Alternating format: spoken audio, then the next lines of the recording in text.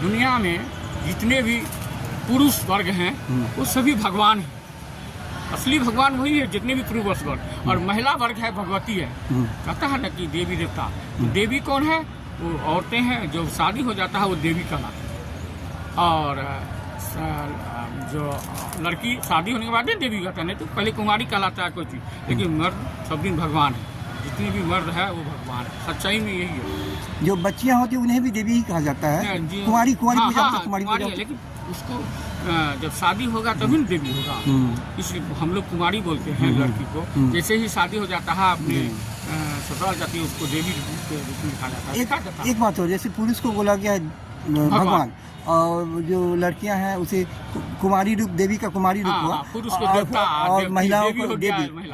लेकिन फिर अपराध क्यों होता है? अपराध इसलिए होता है कि महिलाओं में भी क्या होता है कि शादी के बाद जो मैंने अपना उसका स्वभाव बढ़िया होना चाहिए, शुद्ध स्वभाव होना चाहिए।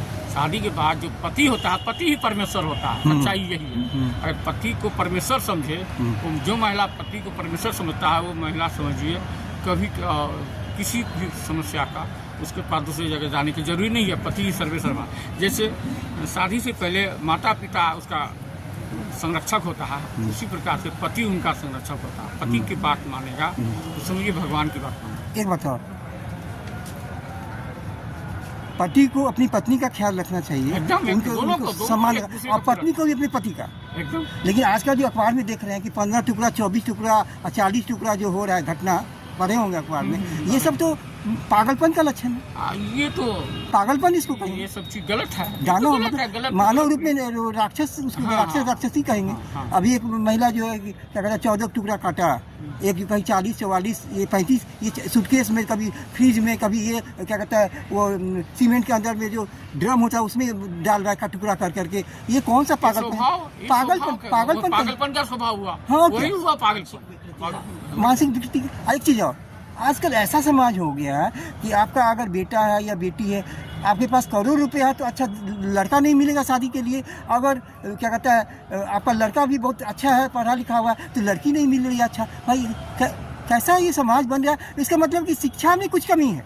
शिक्षा में कहीं, इसका मतलब है जातिवाद। जातिवाद तो है ही, शिक्षा में कमी खत्म हो जाएगा। शादी में भी जातिवाद खत्म हो जाए, जैसे सब कुछ में खत्म हो रहा है, शादी विवाह में भी जातिवाद खत्म हो रहा है। जातिवाद मतलब ये हुआ, अगर लड़की आपकी पढ़ी लिखी है या कोई ज्ञानवान है तो ऐसा लड़का से शादी करना चाहिए जो ज्ञानवान हो, पढ़ा लिखा हो। लेकिन जरूरी नहीं है कि वो उसी जाति का, जिस जाति का हम हैं उसी जाति का शादी करना जरूरी नहीं है। किसी भी जाति का लड़का अगर योग्य लड़का मिल गया, सुयोग तो मिल गया तो उसको उससे शादी कर देना चाहिए, चाहे जाति को। एक बात और, जातिवाद बिहार से जातिवाद अगर खत्म हो जाएगा, समझिए सब कुछ खत्म। बहुत कठिन है, इसलिए कि बहुत सारे नेता लोग ही जातिवाद फैला रहे हैं। 20 लोग उगलते हैं, नेता ही फैलाता है। प्रोग्राम में मैंने देखा है जातिवाद का 20 जो उगलते हैं प्रोग्राम में, मैंने देखा है बहुत सारे नेता, जबकि गलत बात है। ये गलत हो तो आप हम भी जानते हैं, जो समझदार आदमी होते जानता है ये, ताकि हम सभी एक ईश्वर की संतान है ना जी, सभी भाई बहन है। हम एक दूसरे के अधिकारों की रक्षा करना चाहिए। तो अपराध क्यों होगा भाई? अपराध कभी नहीं होगा, सवाल ही नहीं हो सकता अपराध। जिस दिन जातिवाद खत्म हो जाएगा इस राज्य से, इस देश से, समझिए क्राइम खत्म हो जाएगा। देखिए, जात कुछ नहीं होता, एक सज्जन एक दुर्जन, दो ही जात होता है। हाँ, देखिए सज्जन दुर्जन बस दो ही बात है, दो ही जात होता है। आपका हम सज्जन है, आप भी सज्जन है, परिचय है जी। हम सज्जन, आप सज्जन है जी।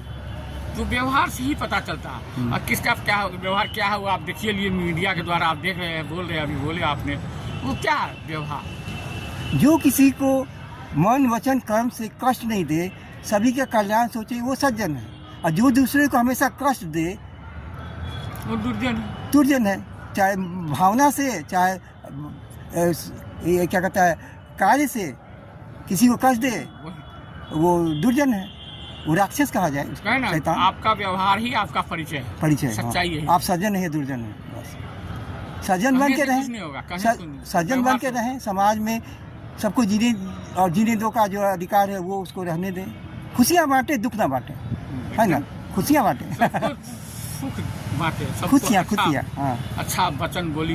हाँ, कि हम आपके साथ बैठे हुए बात कर रहे हैं तो मन करे कि नहीं भाई अभी और कुछ देर बैठे और कुछ बातें हों, समाज के लिए कुछ करें, परिवार के लिए कुछ करें। ऐसा नहीं कि बस आए तो भाई भागो जल्दी भागो, वो तो दुर्जन रहेगा, उसके पास कोई नहीं रहना चाहिए। कोई नहीं रहेगा। चलिए आप बहुत बहुत धन्यवाद आपको, ईश्वर ने आपको मुझे भेजा और आपने समय दिया। आपको भी धन्यवाद जी, आप धन्यवाद के पात्र हैं जो ऐसा सवाल किया। ऐसा सवाल बहुत कम ही लोग। अमृत निधि न्यूज़ को थोड़ा आशीर्वाद दीजिए।